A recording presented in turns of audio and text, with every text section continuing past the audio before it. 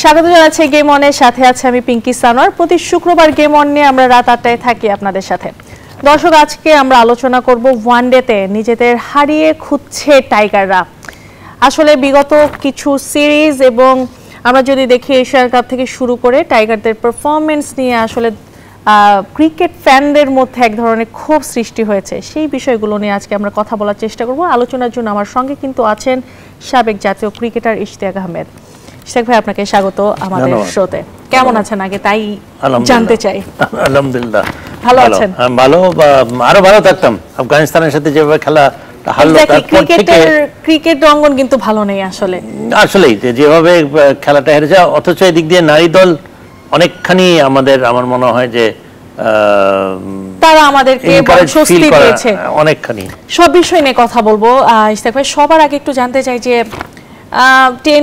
T20 বাদ দিলাম, আমরা টেস্ট বাদ দিলাম, 50 ওভার ফরম্যাট আমাদের সবচেয়ে প্রিয় একটা ফরম্যাট ছিল, যেখানে মানে আস্তে আস্তে আমরা তলানিতে যাচ্ছি।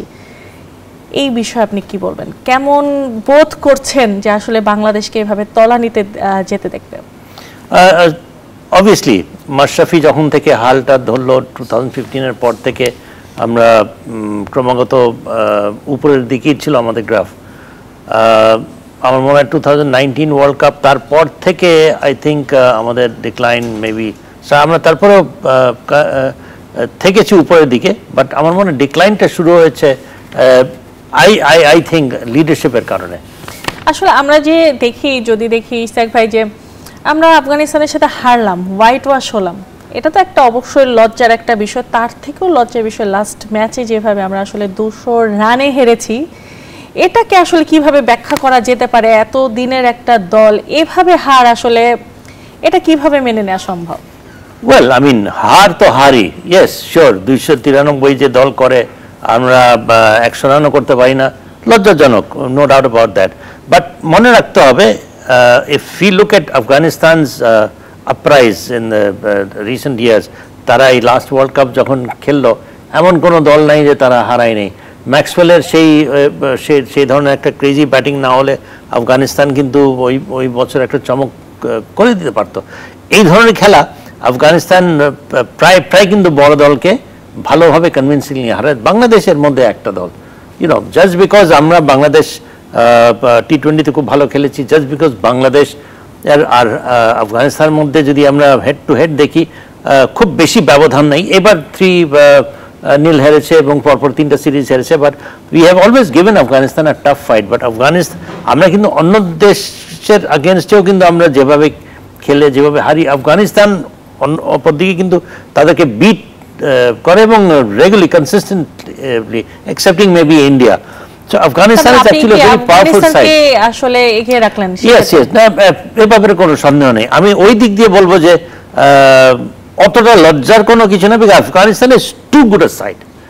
এটা কি অজুহাত হয়ে গেল না ইশতিয়াক ভাই, যে লজ্জার? You may think take it that way, but we beaten Afghanistan, who অনেক, তারা আমাদের টি20 দল হিসাবে অনেক অনেক অনেক পাওয়ারফুল একটা সাইড, কিন্তু আমরা তাদেরকে 3-0 হারিয়েছি। সুতরাং see, you've got to give Bangladesh credit also.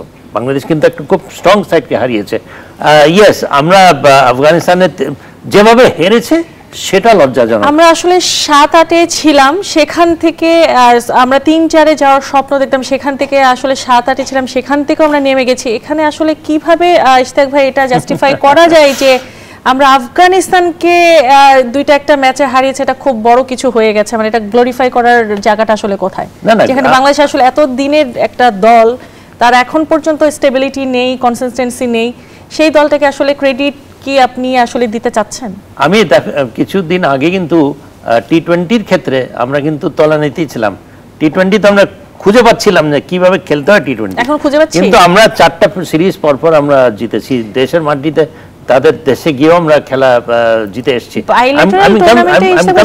আমরা ভালোই, খুব একটা খারাপ না, কিন্তু আমরা যখন আইসিসি টুর্নামেন্টে যে, আপনি যদি এশিয়া কাপেই দেখেন, ভরাডুবি হয়েছে বাংলাদেশের।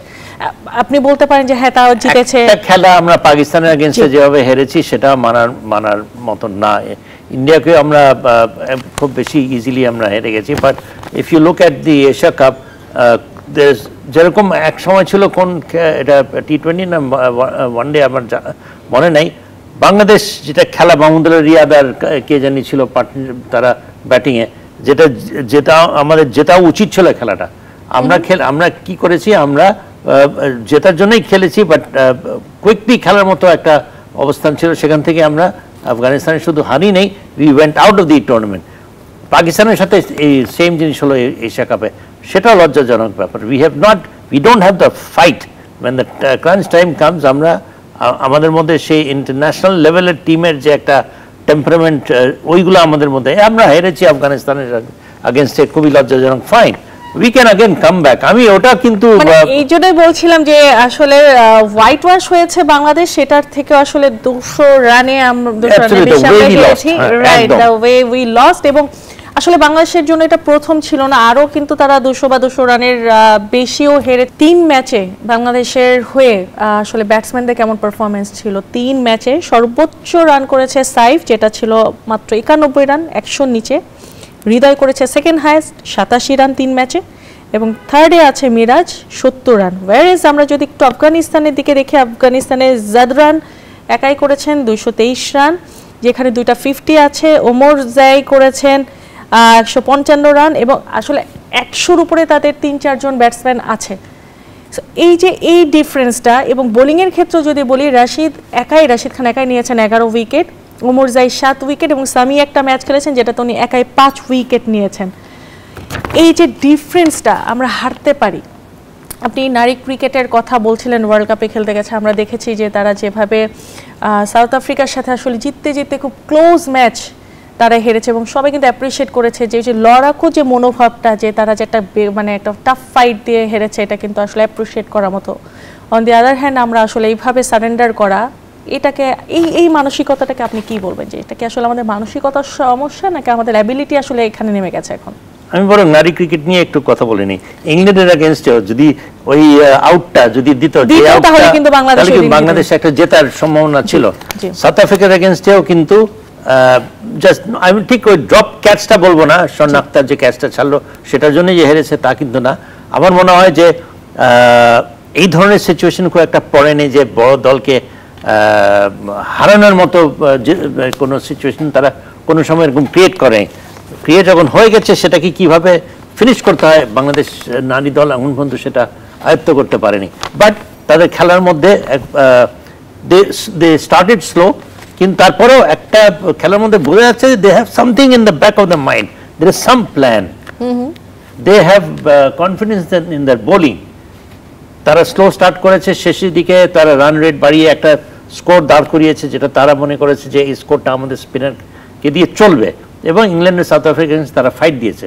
So that fight they have shown, যেটা কিনা আমাদের men's team they have been disgraceful to say the least. But এখানে হচ্ছে কি Afghanistan, they played against Rashid Khan, not against Afghanistan. Rashid Khan was ত্রাস, হি ওয়াজ আ টেরর, আতঙ্কের নাম ছিল রাশিদ খান, কেউ বুঝতে পারেনি। এবং রাশিদ খানকে এমন না যে তামিম, সাকিব, মুশফিকদের সময়ে যে রাশিদ খানের এগেইনস্টে গুটিয়ে যায়নি, তা কিন্তু না। It's not just that, Rashid Khan is a bowler যেটাকে মোকাবেলা করার মতো প্লেয়ার, টেকনিক, স্ট্র্যাটেজি, টেম্পারমেন্ট, যাই কিছু বলি না কেন, we just don't have it. So tough luck that Afghanistan has someone like Rashid খান।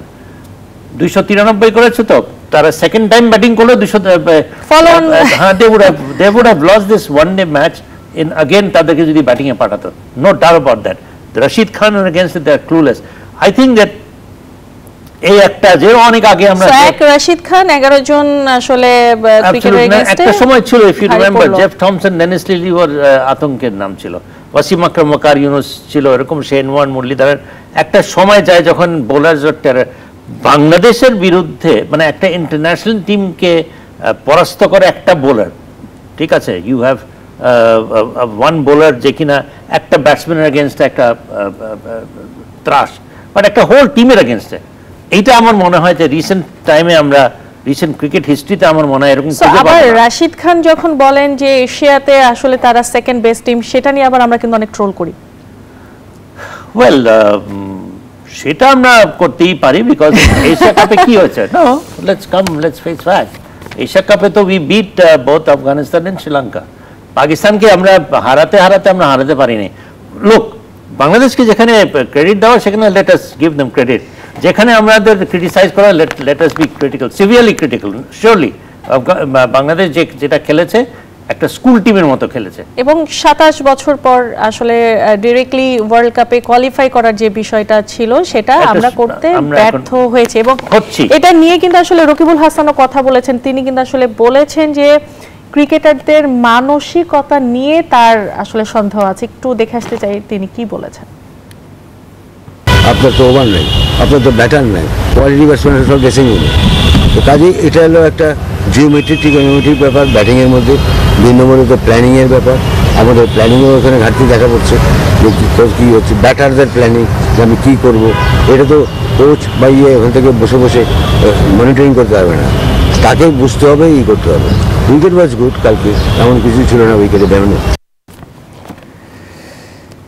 রকিবুল হাসান বলছিলেন যে আসলে বাংলাদেশের প্লেয়ারদের মানসিকতার সমস্যা রয়েছে। এইটা নিয়ে আসলে আপনি কি বলবেন, আপনি একমত কিনা? কারণ আমরা কি তাদের ফ্যাসিলিটিস দিতে ব্যর্থ হচ্ছি, বা আমরা কি তাদেরকে এমন কিছু দিতে ব্যর্থ হচ্ছি যেটার জন্য আসলে তারা পারফর্ম করতে পারছেন না? সমস্যাটা আসলে কোথায়? ইশতিয়াক ভাই, আপনি নিজেও একজন ক্রিকেটার ছিলেন, আপনি জাতীয় দলে খেলেছেন, আপনার কাছ থেকে আসলে জানতে চাই। আমি মনে করি এখানে অবভিয়াসলি সিভিয়ারলি ক্রিটিসাইজড হবে প্লেয়াররা। রশিদ খানকে আমি আবার রশিদ খানকেই নিয়ে আসবো, বিকজ আমাদের সমস্যাটা কোথায় ছিল, আমরা কেউ ওকে বুঝতেই পারিনি। আমরা প্রত্যেকটা প্লেয়ার একবার দুইবার করে এমনভাবে তারা উইকেট দিয়েছে, তারা রশিদ খানকে খেলেছে, রশিদ খানের বল খেলে নেই। সমস্যাটা হচ্ছে এটা। এমন হতো যে তারা এই ডেলিভারি কি অন্য বোলার করতে পারে না, অন্য বোলারের খেলে নেই। এমন কি ধরনের বোলিং করেছে রশিদ খান যেটা একদম না খেলার মতো। তহিদ হৃদয় একাধিকবার, সোহান একাধিকবার, কেউ বুঝে উঠতে পারেনি। ইভেন সাইফ হাসানের ডেলিভারিটা ঠিক আছে ব্যাট অ্যান্ড প্যাডের গ্যাপে, but it was, I think it was completely they were playing Rashid Khan, not his deliveries. I think that was যেটা মুশতাক আহমদ খুব সুন্দরভাবে এক্সপ্লেন করেছে, যে প্রবলেমটা হচ্ছে যে you do not play the bowler, you play the deliveries. So এই যে যখন আমরা ওই টেকনিকটা সর্ট আউট করবো, we do not find out ways কিভাবে তাকে আমরা, ঠিক আছে আমরা যখন মারছি আমরা বেরিয়ে এসে তাকে মারার চেষ্টা করি না কেন? আমরা যখন যেরকম আমার কাছে মনে হয় পারভেজ ইমনি একটা প্লেয়ার যে কিনা স্পিনারদেরকে মোকাবেলা করে, স্পিনারদেরকে লাইনে ফেলতে দেয় না, সে ফুল স্ট্রেচ গিয়ে ফুল ব্যাট দিয়ে যেভাবে খেলে, আমার মনে হয় হয়তোবা রাইটলি সে হয়তোবা টিমে ছিল না। আমার মনে হয় ও যদি টিমে থাকতো, ওর কাছে কিছু না কিছু একটা সলিউশন থাকলেও থাকতে পারে এই রশিদ খানকে মোকাবেলা করবো। আর কারো ব্যাটিংয়ের মধ্যে ওই জিনিসটা আমি যতটুকু দেখে বুঝি কারোর মধ্যে ওই ইয়েটা নাই। একমাত্র হয়তো পারভেজ ইমন থাকলে খেললেও খেলতে পারতো রশিদ খান।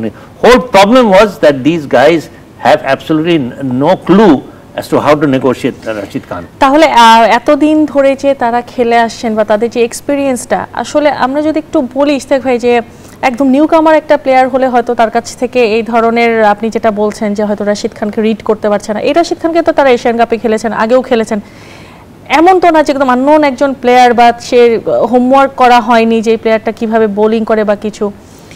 তাহলে তারা তো অনেকদিন ধরে ক্রিকেট খেলছেন, সো এই জিনিসটা কতটুকু জাস্টিফাইড যে তারা রশিদ খানের বল বুঝতে পারছেন না? রাকিবুল ভাইয়ের answer, he just said it.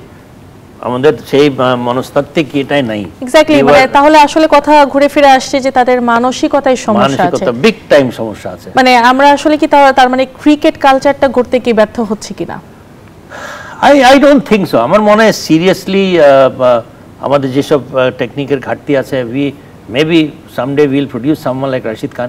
See, কোনো না কোনো একটা প্রবলেম সলভ হবে তো আরেকটা প্রবলেম ক্রিয়েট হবে। এখন এখানে হচ্ছে যে আমাদেরকে মনে হয়, যেটা আমি সবসময় বলে আসি, এখনো বলবো, সুযোগ পাচ্ছি, you are asking me, I want to tell you, unless and until we send teams abroad, আমার কথা হচ্ছে যে টাফার কন্ডিশনসে খেলাতে হবে। আমার কথা হচ্ছে যে 4 day 5 day cricket long version আমাদেরকে খেলাতে হবে। আমাদের এইসব খেলাতে হয় কি, বিভিন্ন ধরনের বোলার বিভিন্ন কন্ডিশনে টেকনিকটা পাকাপোক্তা হয়। আমার মনে হয়, সি ইফ ইউ কামিং ডেজে এই যে আন্ডার 19 ক্রিকেট যেটা বাংলাদেশ টিম জি। খেলে বেড়াচ্ছে, জি। you'll find a lot of players because they are what they are doing, they are playing 4-day matches, longer version, T20 খেলছে, 1-day খেলছে, and there are some sensational young players, and trust me, আমার মনে হয় এখান থেকে 4-5 জন খুব বেশি দিন না they are going to represent Bangladesh team. That is what we need to do. আমাদের প্লেয়ারদেরকে দেশের মাটিতে খেলিয়ে, যেহেতু আমাদের এমন কোনো ধরনের উইকেটে খেলাচ্ছি না, এমন কোনো অপোজিশনও খেলাচ্ছি না যেটাতে তোমার যে প্লেয়ারদের যে স্কিলস এনহান্স করবে সেই ধরনের, কিন্তু আমরা শুধু ফ্যাসিলিটিস দিলে হবে না, you've got to make arrangements for them to play against tough teams in tougher conditions. That is when, এবং সেটা 4-5 বছর পরে will get result, not so early. আমি কিন্তু যদি আমরা ইমিডিয়েটলি কোনো কিছু যদি মিরাকল যদি আমরা আশা করছি, forget it, that's not going to happen. Maybe we will not qualify to play the World Cup. আমার ওইটা আফসোস থাকবে না, আমার আফসোস থাকবে যে ক্রিকেটে যারা আছে তারা যদি বুঝো না বোঝায় ভান করে, আশা করি এখন যেটা আছে they will probably take things forward, but এতদিন কেউ করে নাই, result is there for you to see. Ishtiaq ভাই, এই সিরিজে আসলে সবচেয়ে সমালোচিত প্লেয়ারের নাম যদি আমরা বলি, সে হচ্ছে জাকির আলী অনিক, যাকে নিয়ে অনেক বেশি কথা হয়েছে, সবখানে কথা হয়েছে তার ক্যাপ্টেন্সি নিয়ে, এবং তিনি ক্যাপ্টেন্সি কোটায় খেলছেন, তাকে খেলানোর জন্য ক্যাপ্টেন্সি দেওয়া হচ্ছে, তিনি অ্যাকচুয়ালি ক্যাপ্টেন্সি ডিজার্ভ করেন না, এই ধরনের অনেক কথা তাকে নিয়ে বলা হয়েছে। এই ব্যাপারে আপনি কি বলবেন? কয়েকদিন আগে তো হিরো ছিল, সো আমরা ওটাই, যখন আমরা সে ভালো খেলে আমরা খুব বেশি উঠিয়ে দিই, আর যখন একটু দিন খারাপ যায় তখন এমনভাবে তাকে নামাই, which is not fair really. This Zakir Ali was a match savior, was a match winner for us. Say West Indies থেকে শুরু করছে, তখন আমরা ক্রিটিসাইজ করিনি কেন? তখন তার টেকনিক নিয়ে কথা বলি নাই কেন? তখন তো ক্যাপ্টেন ছিল না, ক্যাপ্টেন তাকে বানানো হয়েছে, সে তো আর ক্যাপ্টেন্সি চায়নি, তাকে বানানো হয়েছে because there was no one there. Fine, he failed as a captain, so has Miraj the top player বাংলাদেশের, ক্যাপ্টেন হিসাবে সে ফেল করেছে. So when you make someone captain, let's not expect him যে তোমাকে captain 1-2 দিন সে champion বানিয়ে দেবে, সেটা কেউ করতে পারেনি আজ পর্যন্ত, কারো দ্বারা আশা করাটাও ঠিক না. আসলে তার ব্যাটিং নিয়েও অনেক কথা হয়েছে, তিনি যেভাবে আসলে আত্মসমর্পণ করে এসেছেন, সেটা well I think we should not be that critical. তার অনেক কিছু আছে যেটা ক্রিটিসাইজ করার মতো, এটা হয়তো নাই বললাম এখানে, but just because he has failed, এই টেকনিক নিয়ে কিন্তু সে বড় বড় ছয় মেরেছে, এই টেকনিক নিয়ে কিন্তু সে সবচেয়ে কনসিস্টেন্ট ব্যাটসম্যান অফ লেট। আমি খুব লাস্ট টিভি প্রোগ্রামে কিন্তু বলেছি সবচেয়ে কনসিস্টেন্ট ব্যাটসম্যান হচ্ছে জাকির আলী। এখন এই কয়েকটা খারাপ খেলেছে বলে আমি আমার স্টেটমেন্টটা আমি পাল্টে দেবো না, নো ওয়ে। নিশ্চয়ই ইশতিয়াক ভাই, এটা নিয়ে আরো কথা হবে। একটা ছোট্ট বিরতির সময় হয়ে গেছে, দর্শক যাচ্ছে একটা বিরতিতে, কোথাও যাবেন না, কিছুক্ষণের মধ্যেই ফিরছি। বিরতির পর আবারও স্বাগত জানাচ্ছি গেম অনে, কথা বলছি ইশতিয়াক আহমেদের সঙ্গে। ইশতিয়াক ভাই, বিরতিতে যাওয়ার আগে আসলে আমরা কথা বলছিলাম বাংলাদেশ আসলে আফগানিস্তানের সাথে যেভাবে হারলো, আমরা যদি বলি যে তারা একটা সিরিজ হেরেছে, তার আগে এশিয়া কাপেও আসলে মানুষের যে প্রত্যাশা ছিল সেটা রাখতে পারেনি। আমরা যদি একটু অন্য টিমগুলোর দিকে দেখি, এক সময় ছিল যে ভারতে আসলে যখন টিম ইন্ডিয়া হারতো, আমরা দেখতাম যে ধোনির বাসায় অ্যাটাক করা হচ্ছে কিংবা সচিন টেন্ডুলকারের বাসায় অ্যাটাক করা হচ্ছে, এই কালচারটা আমরা সবসময় ইন্ডিয়ায় দেখেছি। বাংলাদেশে যত খারাপ দিনই আসুক, এই ধরনের কোনো ইনসিডেন্ট আমরা এখন পর্যন্ত দেখিনি। তবে this is the very first time আসলে মানুষের ক্ষোভ বাড়তে বাড়তে এত পর্যায়ে চলে গেছে। এইবার কিন্তু আমরা এয়ারপোর্টে কিন্তু দেখেছি যখন প্লেয়াররা ব্যাক করলেন, তারা কিন্তু কিছু অনাকাঙ্ক্ষিত ঘটনার সম্মুখীন হয়েছেন for the very first time. So এটাকে আসলে আপনি কিভাবে দেখছেন? যে normal, when you are an international player, তোমাদেরকে এটা আশা করতেই হবে। তোমরা যখন ভালো খেলো তোমাদেরকে তো নিয়ে আসমানে উঠিয়ে দেয়, তো তোমাকে যখন সেটা করছে, তুমি টিম পারফর্ম করতে পারেনি, তুমি নিজেও খারাপ খেলেছো, ইউ শুড নট মাইন্ড, বরং take it as a determination যে আমি কাল খেলাম, আমি এখান থেকে, because crowd is there to support you and crowd is there to throw tantrums at you, throw abuses at you, and you have to accept it graciously. এখানে ক্রাউডের সাথে, because it is because of them that you are there, ওরা আছে বলেই তো তোমরা প্লেয়াররা আছো। সুতরাং এই জিনিসটাকে যদি মেনে নাও এবং এই যে যত রকমের ক্রিটিসিজম হবে, যত রকমের গালিগালাজ করবে, এটাকে মেনে নিতে হবে and take it as a pleasure. আসলে আমরা যেটা দেখেছি যে তাদেরকে জুতার মালা দিয়ে অভ্যর্থনা জানানোর একটা বিষয় এবং জোরে জোরে ভুয়া ভুয়া বলে চিল্লানো। আমরা দেখেছি যে নাসির বলেছেন যে যখন বাংলাদেশ জিতে তখন 16 কোটি বা 18 কোটি মানুষের জয় হয়, আর যখন বাংলাদেশ হেরে যায় খারাপ সময় আসলে এইভাবে তাদের মনোবল আরো ভেঙে দেয়া।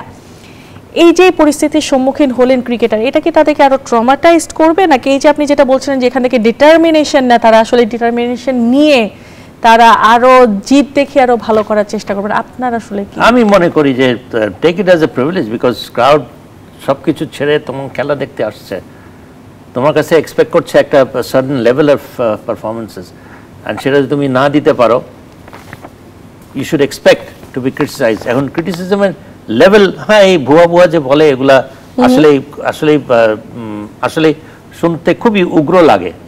এটা আমরা বাইরে কিন্তু তারা খুবই সিভিয়ারলি করে, মানে বাড়ি পুড়িয়ে দেয়, আরো অনেক কিছুই করে, বিচ্ছিরি বিচ্ছিরি কারবার শেখানো হয়।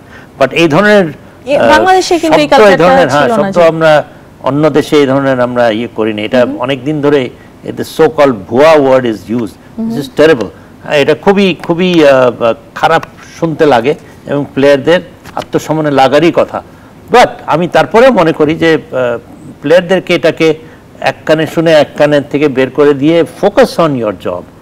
আমার মনে হয় যে you should consider yourself privilege, যে এই সুযোগটা তোমরা পাচ্ছ বাংলাদেশকে একটা পর্যায়ে নিয়ে যাওয়ার। সবাই 16 কোটির লোক সবাই তো পাচ্ছে না, you are the privilege once.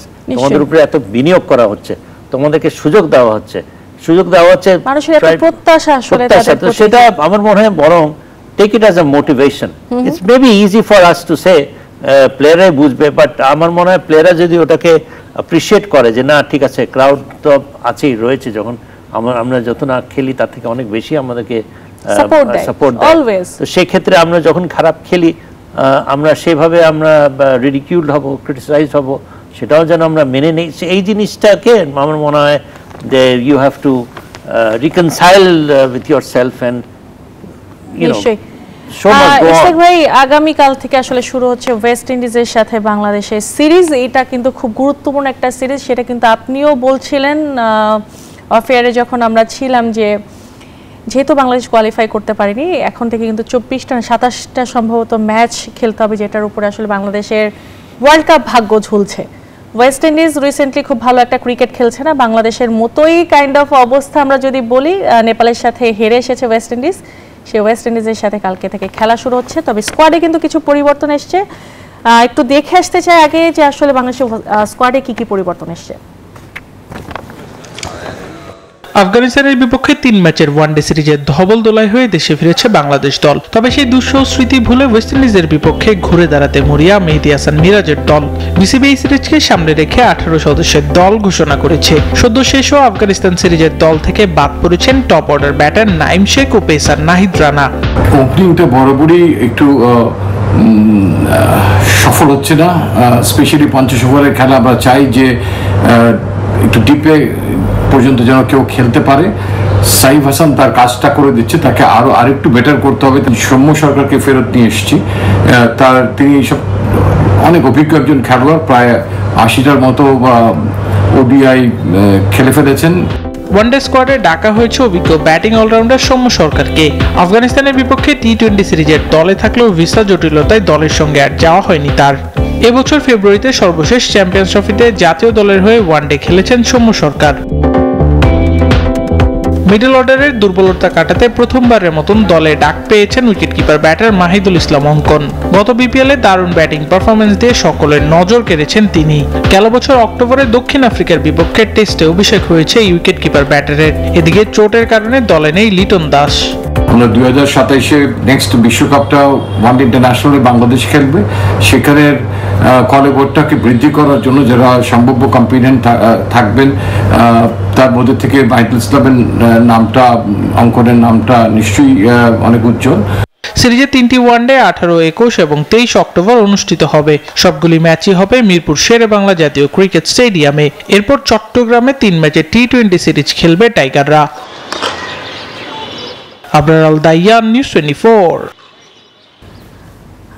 ইস্তেক ভাই, দেখছিলাম যে আসলে বাদ পড়েছেন নাইম শেখ এবং নাহিদ রানা, সেখানে ঢুকেছেন সৌম্য সরকার এবং প্রথমবারের মতো মাহিদুল অঙ্কনকে ঢোকানো হয়েছে টিমে। মিডল অর্ডার যে আসলে দুর্বলতা, এই জায়গাটাতে আসলে তাকে একটা চেষ্টা করার জন্য তাকে টিমে নেওয়া হয়েছে। কি বলবেন? আমার মনে হয় হয়তোবা জাকির আলীকে দিয়ে অন্যভাবে চিন্তা ভাবনা করবে, তাকে নট যে তাকে ডিসকার্ড করে দেবে। আমার মনে হয় মাহিদুল ইসলাম অনেক দিন ধরে তার সে দেখাচ্ছিল তার মধ্যে সেটা সেই রিসোর্সেস আছে, পটেনশিয়ালস আছে to make it big. Now is the time. Wicket keeper, batsman, middle order batting করে, বড় বড় শটস খেলতে পারে, ফ্যান্টাস্টিক উইকেট কিপার, ইয়াং গাই। সুতরাং ঠিক সময় তাকে সুযোগটা দেওয়া হচ্ছে। সৌম্য সরকারকে এনেছে because all of others have failed miserably, এবং সৌম্য সরকার কিন্তু কন্টেনশনে ছিল না যে তা না, দুবাই এসে যেতে পারেনি ভিসার জটিলতার জন্য। আরেকটা হচ্ছে যে সিলেক্টর রাইটলি সেড 80টা ওয়ানডে খেলেছে, অনেক এক্সপিরিয়েন্স। সৌম্য সরকার অনেকখানি sort of keeps us confused. এমন তার ক্লাস, এমন তার পটেনশিয়ালস, ওরকম ব্যাটসম্যান দুনিয়াতেই নাই। কিন্তু রিসেন্ট সময় যদি আমরা তার খেলা দেখি, সে তার খেলার গ্রাফ কিন্তু কনসিস্টেন্ট ইন দ্য সেন্স যে he is trying to occupy the crease, in the sense যে সে উইকেটটা হুট করে শর্ট মেরে দিয়ে আসছে না, he is trying to stay there in the crease and trying to get runs. এবং বিভিন্ন সে গ্লোবাল টি-20ও ভালো খেলেছে, ডোমেস্টিক ক্রিকেটও ভালো খেলেছে। কনসিস্টেন্সির মধ্যে একটা সে রয়েছে, বি ইট ইন্টারন্যাশনাল, বি ইট ডোমেস্টিক। আমার মনে হয় যে with him if he continues, because now আমাদের প্রয়োজন সিনিয়র, অভিজ্ঞ এবং with potential, এবং he is a big match player, বড় স্টেজে সে বিশাল সবচেয়ে বড় কথা তার উপর এখন আসলে ভরসা রাখতেই হচ্ছে। এবং এখন সময় সৌম্য সরকার যে এত কিছুর পরে যে তাকে তারপরেও ভরসা রাখছে, he should be grateful for getting this opportunity, এবং এটা শেষ তার জন্য সময়, যে because there are many others coming. এখন এই সুযোগটা সে যদি if he doesn't grab it with both hands, then it's tough luck for him and goodbye from cricket. এই কথাটা যদিও অনেকবার শুনেছি, কিন্তু সৌম্য সরকারের আসলে লাকটা বারবার ফেভার করে। আমার মনে হয় কি জানো, ওর অনেক খেলা আমার মনে আছে যে এমন শট মেরেছে যে যেখানে হয় ফ্যান্টাস্টিক ক্যাচ ধরেছে, আর তাহলে একটাই ফিল্ডার, সব ফিল্ডার এক সাইডে, এক ফিল্ডার ওখানে, ঠিক ওর কাছে বলটা দিল। আমার মনে হয় যে luck has also not favoured Soumya Sarkar. আবার লাকি তাকে বারবার ফেভার করে, বারবার তাকে ফিরিয়ে আনে, এটাও কিন্তু মানতে হবে। আচ্ছা, যদি একটু উইকেট নিয়ে কথা বলি, টনি হ্যামিং আসলে গামিনী যাওয়ার পর তিনি কিন্তু স্পোর্টিং উইকেট বানানোর সব সময় চেষ্টা করছেন, এবং আমরা কিন্তু মিরপুরের উইকেটের আচরণে পরিবর্তন দেখেছি। কালকেও কিন্তু এই ধরনের পরিবর্তন দেখা যেতে পারে। আমাদের একটা প্রতিবেদন আছে আসলে কালকের ম্যাচ খেলার জন্য বাংলাদেশ কেমন প্রস্তুতি নিয়েছে, একটু দেখে আসতে চাই। মিরপুরে ক্যামেরার লেন্স খুঁজে ফিরেছে মেহেদী মিরাজকে। ওয়ানডে ফরম্যাটে ক্যাপ্টেনের দায়িত্ব নিয়ে বারবারই ব্যর্থতার গল্পই লিখে চলেছেন। এবার আরও একটি নতুন সিরিজ, নতুনভাবে শুরুর প্রত্যয়। আফগানিস্তানের বিপক্ষে ধবলধয় হওয়ার পরে back to back one day series. Tiger head coach Phil Simmons পুরনো স্মৃতি আটকে ধরে বসে থাকতে চান না। পূর্বে কি হয়েছে সেটা ভেবে লাভ নেই, আমরা ভবিষ্যৎ নিয়ে ভাবছি। ওদের টিমে রশিদ খান নেই, এটাই স্বস্তি, কিন্তু তাদের কোয়ালিটি সম্পূর্ণ স্পিনার রয়েছে, সেটাও ভুলে গেলে চলবে না। আর মিরপুরের উইকেট সম্পর্কে সবারই ধারণা রয়েছে কম বেশি। ব্যাটিংয়ে আবারও আলোচনায় জাকের আলী অনেক, পুড়েছেন ব্যর্থতার সমালোচনায়। বিমানবন্দরের ঘটনা জানা কোচেরও। প্রথমত বলবো, ক্রিকেটারদের উচিত নয় সামাজিক যোগাযোগ মাধ্যমে মানুষের কথার উত্তর দেয়া। এটাও ঠিক, কাউকে বর্ণ বৈষম্য করা উচিত নয়। বাংলাদেশ অনুশীলন শেষ করতে হোম অফ ক্রিকেটে ক্যারিবীয় দলের আগমন। মূল মাঠের পাশাপাশি একাডেমিতেও প্র্যাকটিস সেরেছেন। দলের head coach Darren Sammy wicket দেখে বেশ অবাকই হয়েছেন। এমন উইকেট আমি কখনোই দেখিনি। বুঝতে বাকি থাকে না ব্যাটারদের এখানে সংগ্রাম করতে হবে। আমরাও ভারত থেকে ভালোভাবেই প্রস্তুতি নিয়ে এসেছি। বাংলাদেশকে পেলেই ব্যাট হাতে বারবারই জ্বলে ওঠেন ওয়েস্ট ইন্ডিজ অধিনায়ক সেই হোপ। এবারও সেই ধারা ধরে রাখতে চান। মিরপুরের উইকেটে এর আগেও খেলেছি, কন্ডিশন সম্পর্কে ভালো ধারণা আছে। আমরা সিরিজ জিততে এসেছি। এর আগে ঢাকার ঐতিহ্যবাহী স্থান লালবাগের কেল্লায় ট্রফি উন্মোচন করে দুই অধিনায়ক। দ্বিপাক্ষিক সিরিজে এবারই প্রথম। ক্রিকেটের পাশাপাশি ট্যুরিজমকে যুক্ত করে নতুন দিগন্ত উন্মোচন করতে চায় বিসিবি। শুভদেবনাথ, নিউজ 24, ঢাকা।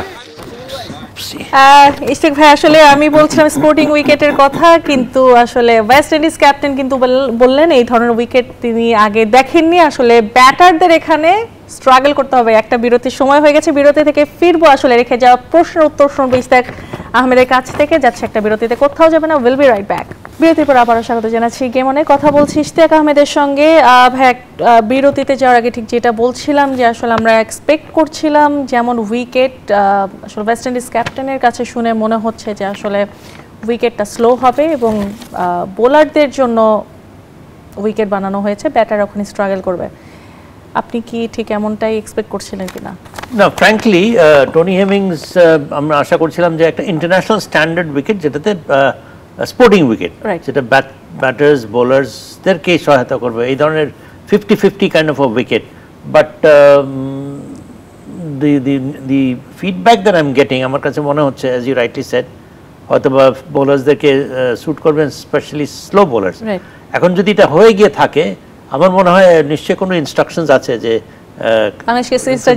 হ্যাঁ, কামিং ডেজ যেহেতু আমাদের একটু নড়বড় অবস্থা আছে, হোম অ্যাডভান্টেজটা নেওয়ার, এটা সব দেশই নেয়। সো আমরা যদি বাংলাদেশ যদি হোম অ্যাডভান্টেজ নিয়ে থাকে, বড় কোনো অপরাধ করবে না, ইউনো। সো বাট ওদেরও they have Akeal Hosein and আরও they have I think some promising spinners.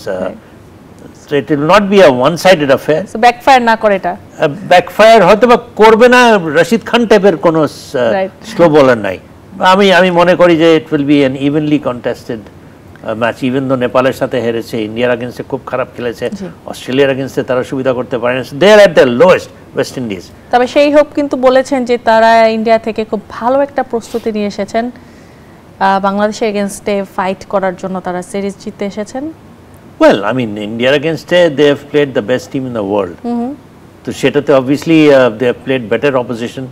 That ওই এভাবে রেজাল্ট তো we all know what the result was. নিশ্চয়ই। সো কি আশা করছেন যে বাংলাদেশ আসলে এখান থেকে আসলে আবার তাদের কনফিডেন্সটা নিশ্চয়ই বুস্ট করার চেষ্টা করবেন?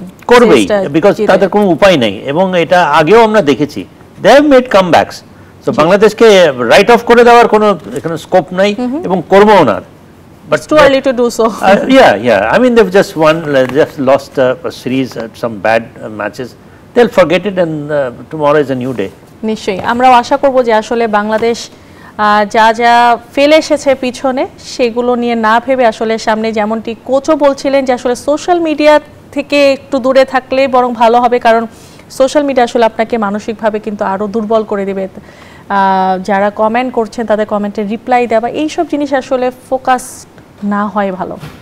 Absolutely, আমার মনে হয় যে as a professional player, exactly, the very existence of social media should not be in your head. Exactly. Mind your own business. Rohit শর্মার একটা ইন্টারভিউ দেখেছিলাম যে তিনি যখনই খেলতে যান তিনি কিন্তু তার মোবাইলটা ইভেন তার ওয়াইফের কাছে বা তার ম্যানেজারের কাছে দিয়ে রাখেন। তিনি টোটালি আসলে এই জগৎটা সোশ্যাল মিডিয়া কিংবা ফোন সব কিছু থেকে তিনি দূরে থাকেন, অনলি জাস্ট খেলায় ফোকাস করার জন্য। সো এই জিনিসগুলো কিন্তু আসলে প্লেয়ারদের প্যাকটিস বেশি বেশি করা। আমার মনে হয় যে ডিস্ট্রাকশন যেটাকে বলে, অন্যদিকে মনটা নেওয়া, সেটার উপায় বের করে নিতে হবে। প্রত্যেকটা প্লেয়ারের যেগুলো প্রবলেমস আছে সলিউশনটা নিজে বের করতে হবে। ভাই, আজকে আর সময় একদম হাতে নেই, আপনাকে অনেক অনেক ধন্যবাদ আপনাকে এবং নিউজ 24 কে। নিশ্চয়ই। দর্শক, আজকে এখানে শেষ করছি গেম অন। আগামী শুক্রবার আবারও ফিরে আসবো রাত 8টায় গেম অন নিয়ে। সবাই ভালো থাকবেন, সুস্থ থাকবেন।